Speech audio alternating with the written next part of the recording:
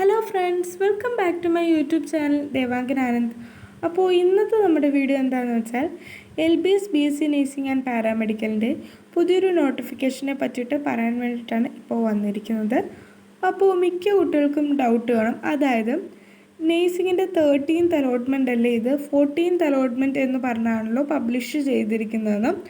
അതെന്താണെന്ന് വെച്ചാൽ BSc നേഴ്സിങ്ങിനും അതേപോലെ തന്നെ പാരാമെഡിക്കലിനും നമ്മൾ സെപ്പറേറ്റ് ആയിട്ടാണ് ഓപ്ഷൻ രജിസ്ട്രേഷൻ വെക്കുന്നത്.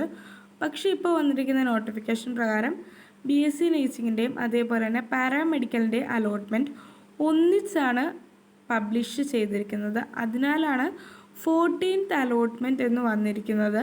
മിക്ക കുട്ടികൾക്കും 13th അലോട്ട്മെൻറ്റ് അല്ലേ എന്ന് ഡൗട്ട് ഉണ്ടാകാം, അതുകൊണ്ടാണ് ഈ ഒരു കാര്യം പറഞ്ഞത്.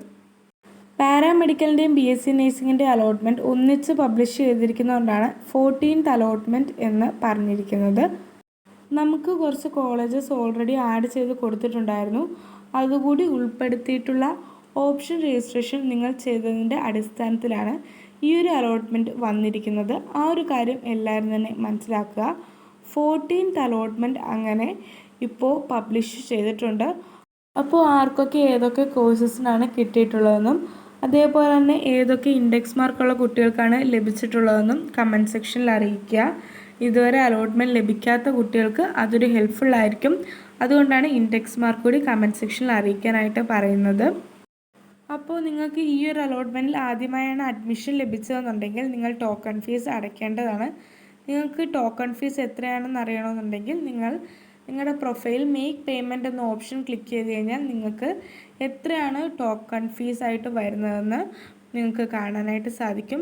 നിങ്ങൾക്ക് രണ്ട് രീതിയിൽ ടോക്കൺ ഫീസ് അടയ്ക്കാം, അതായത് ഓൺലൈനായിട്ടും ഓഫ്ലൈനായിട്ടും ടോക്കൺ ഫീസ് അടയ്ക്കാവുന്നതാണ്.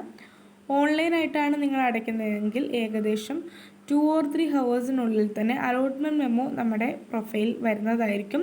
എന്നാൽ നിങ്ങൾ ഫെഡറൽ ബാങ്ക് ചെല്ലാൻ വഴിയാണ് അടയ്ക്കുന്നതെന്നുണ്ടെങ്കിൽ നിങ്ങൾക്ക് 24 ഹവേഴ്സിനുള്ളിൽ മാത്രമേ അലോട്ട്മെൻറ്റ് മെമ്മോ നമ്മുടെ പ്രൊഫൈൽ വരികയുള്ളൂ. ആ ഒരു കാര്യം മനസ്സിലാക്കുക. നിങ്ങൾ ചിലപ്പോൾ അലോട്ട്മെൻറ്റ് മെമ്മോ വന്നില്ല, ഇത്രയും നേരത്തിനുള്ളിൽ വന്നില്ല എന്ന് പറഞ്ഞ് നിങ്ങൾ വിഷമിക്കേണ്ട ആവശ്യമില്ല. നിങ്ങൾക്ക് എല്ലാവർക്കും തന്നെ പ്രൊഫൈൽ അലോട്ട്മെൻറ്റ് മെമ്മോ വരുന്നതായിരിക്കും. നമുക്ക് ഓൺലൈനായിട്ടും ഓഫ്ലൈനായിട്ടും അടയ്ക്കുന്നതനുസരിച്ച് എങ്ങനെയാണോ അടയ്ക്കുന്നത് ആ ഒരു രീതിക്ക് ആ ഒരു ടൈം എടുത്തിട്ട് അലോട്ട്മെൻറ്റ് മെമ്മോ പ്രൊഫൈൽ വരികയുള്ളൂ. ആ ഒരു കാര്യവും മനസ്സിലാക്കാനായിട്ട് ശ്രദ്ധിക്കുക. ടോക്കൺ ഫീസ് നമുക്ക് 25,000 റുപ്പീസാണ് വരുന്നത്. SC ST OEC സ്റ്റുഡൻസിന് ഫീസ് ഇത്ര ആയിരിക്കില്ല, കുറവായിരിക്കും. അതുപോലെ തന്നെ ഗവൺമെൻറ് കോളേജിൽ കിട്ടിയ സ്റ്റുഡൻസിന് 23,000 സംതിങ് ആയിരിക്കും ടോക്കൺ ഫീസായിട്ട് വരുന്നുണ്ടാവുക. ഇതെല്ലാം തന്നെ നിങ്ങൾക്ക് പ്രൊഫൈൽ കയറി മേക്ക് പേയ്മെൻറ്റ് എന്നുള്ള ഓപ്ഷൻ ക്ലിക്ക് ചെയ്ത് നോക്കിക്കഴിഞ്ഞാൽ കാണാനായിട്ട് സാധിക്കുന്നതാണ്. ഞാൻ ഫസ്റ്റിൽ തന്നെ ആ ഒരു കാര്യം പറഞ്ഞിരുന്നു. ഇതുവരെയും ടോക്കൺ ഫീസ് അടയ്ക്കാത്ത കുട്ടികളാണ് ടോക്കൺ ഫീസ് അപ്പോൾ അടയ്ക്കേണ്ടത്. അതായത് ഈ ഒരു അലോട്ട്മെൻറ്റിൽ അഡ്മിഷൻ ലഭിച്ച കുട്ടികളൊക്കെ തന്നെയാണ് ഇപ്പോൾ ടോക്കൺ ഫീസ് അടയ്ക്കേണ്ടത്. നേരത്തെ അലോട്ട്മെൻറ്റ് കിട്ടിയിട്ട് ടോക്കൺ ഫീസ് അടച്ച കുട്ടികൾ ഇപ്പോൾ ഒരു കാരണവശാലും ടോക്കൺ ഫീസ് അടയ്ക്കേണ്ട ആവശ്യമില്ല. ആ ഒരു കാര്യം എല്ലാ കുട്ടികളും മനസ്സിലാക്കുക. അപ്പോൾ എല്ലാവരും തന്നെ എൻ്റെ ചാനൽ ഒന്ന് സബ്സ്ക്രൈബ് ചെയ്ത് സപ്പോർട്ട് ചെയ്യുക. എല്ലാവർക്കും തന്നെ യൂസ്ഫുൾ ആകുന്ന രീതിയിലുള്ള വീഡിയോസൊക്കെ തന്നെ ഞാൻ ഉറപ്പായിട്ടും ചെയ്യുന്നതായിരിക്കും.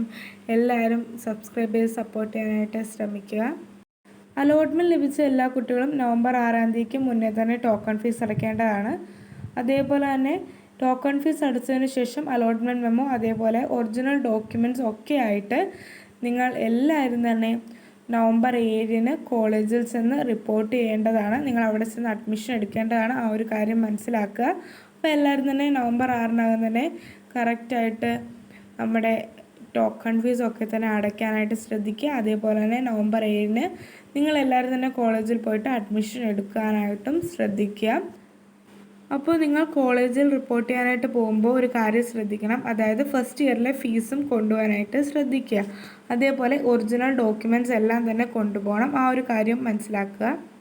നിങ്ങൾക്ക് ഇന്ന് ടോക്കൺ ഫീസ് അടയ്ക്കുകയാണെന്നുണ്ടെങ്കിൽ ഓൺലൈനായിട്ടാണ് അടയ്ക്കുന്നതെങ്കിൽ നിങ്ങൾക്ക് വേഗം തന്നെ അലോട്ട്മെൻറ്റ് മെമ്മോ പ്രൊഫൈൽ വരും. അതനുസരിച്ച് നിങ്ങൾക്ക് അപ്പോൾ നാളെ തന്നെ പോയിട്ട് കോളേജിൽ പോയിട്ട് അഡ്മിഷൻ എടുക്കാവുന്നതാണ്. ആ ഒരു കാര്യം എല്ലാവരും ശ്രദ്ധിക്കുക. നിങ്ങളെല്ലാവരും തന്നെ എത്രയും വേഗം ടോക്കൺ ഫീസ് അടയ്ക്കുകയും കോളേജിൽ പോയി റിപ്പോർട്ട് ചെയ്യുകയും ചെയ്യുക. അതേപോലെ തന്നെ ഞാൻ എല്ലാ വീഡിയോസിലും പറയുന്നുണ്ട്, അതായത് നിങ്ങൾക്ക് ഇഷ്ടപ്പെട്ട കോളേജസും കോഴ്സസും മാത്രം സെലക്ട് ചെയ്ത് കൊടുക്കുക എന്നത്.